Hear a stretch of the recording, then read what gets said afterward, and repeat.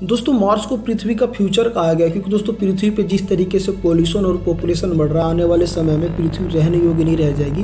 तो इसलिए वैज्ञानिकों ने इंसानों के नए बसेरे के लिए मार्स को चुना है। दोस्तों वैज्ञानिकों ने मार्स पे रोवर भेज के ये तो पता लगा लिया कि मार्स इंसानों के रहने योग्य है, लेकिन इस बात को साबित करने के लिए वहाँ पे इंसान को भेजना पड़ेगा और उसे सर्वाइव करना होगा ताकि ये पता चल सके वो कितना इंसान के रहने योग्य है। और इसके लिए इंसानों को मार्स पे जाना होगा और जो एस्ट्रोनॉट मार्स पे जाना चाहते हैं वो अच्छी तरह जानते हैं कि जिस सफ़र पे वो निकले हैं उसके मंजिल तक वो शायद पहुंच भी पाया नहीं। जी हाँ दोस्तों, माफ़ करना, मैं ऐसा इसलिए कह रहा हूँ क्योंकि एस्ट्रोनॉट को पता है कि वो मार्स तक पता नहीं सेफली लैंडिंग कर पाएंगे या नहीं। और इन सभी डर को पीछे छोड़ के मार्स पे जाने का सपना देख रही एलिसा कार्सन, जो कि 2033 में नासा का एक मार्स मिशन है जिसमें ह्यूमन भी मार्स पे भेज जाएंगे, उनमें उनका नाम शामिल है। और दोस्तों वो मार्स पे जाएंगी, रिसर्च करेंगी।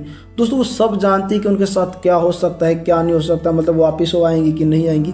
उसके बावजूद दोस्तों वो मार्स पे जाना चाहते हैं। दोस्तों उनके बारे में जानते हैं इस वीडियो में। दोस्तों क्या आपने कभी सोचा है कि आप रॉकेट के अंदर बैठ के अंतरिक्ष का सैर करेंगे? नहीं ना, क्योंकि दोस्तों आप कभी नहीं चाहते थे कि आप रॉकेट के अंदर बैठे, इसीलिए आपने कभी इसके बारे में सोचा नहीं। आपने एरोप्लेन के अंदर ट्रेवल करने का सोचा होगा, हेलीकॉप्टर के अंदर बैठ के ट्रेवल करने का सोचा होगा, लेकिन दोस्तों आपने कभी रॉकेट के बारे में नहीं सोचा। लेकिन मैं आपसे कहूँ कि एक लड़की है जिसका नाम एलिसा कार्सन है, उसने 3 साल की उम्र में ही सोच लिया था कि उसे मार्स पे जाना है, उसे स्पेस का ट्रेवल करना है। दोस्तों एलिसा कार्सन का जन्म 2001 में 10 मार्च को हेमंड के लुसियाना में अमेरिका में हुआ है और उनके पिता का नाम बर्ट कार्सन है। दोस्तों मैं ऐसा नहीं कहूँगा कि 3 साल की उम्र में एक लड़की सोच सकती कि उसे क्या करना है, लेकिन जब वो छोटी थी तो एक कार्टून देखा करती थी जिसमें कुछ कैरेक्टर मार्स पे जाते थे, रॉकेट में बैठ के स्पेस में टूर करते थे। तो उसके मन में भी इच्छा होती थी कि वो भी रॉकेट में बैठे और मार्स पे जाए।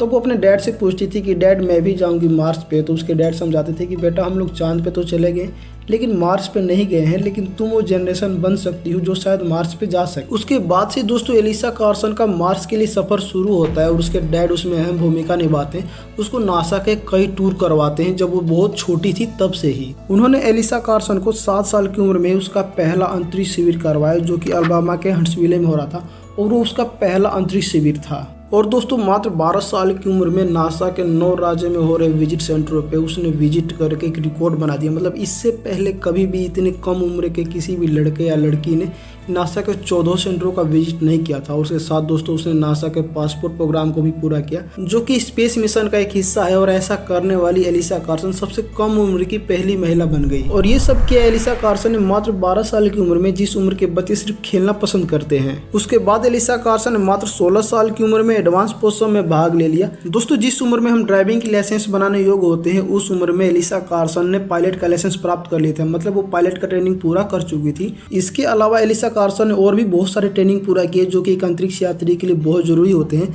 जैसे water survival, G force, microgravity flight, scuba certification and decompression training. जैसे ये सारी ट्रेनिंग है जो कि एक अंतरिक्ष यात्री को करने पड़ते हैं और ये सारे ट्रेनिंग एलिसा कार्सन ने पूरा कर लिया है। दोस्तों एलिसा कार्सन के खाने से लेकर रहने सहने तक का सब कुछ नासा के अकॉर्डिंग होता है। मतलब जो नासा उनको जिस तरीके से रखता है ताकि वो मार्स पे जाने में उनको किसी प्रकार का कोई दिक्कत ना हो।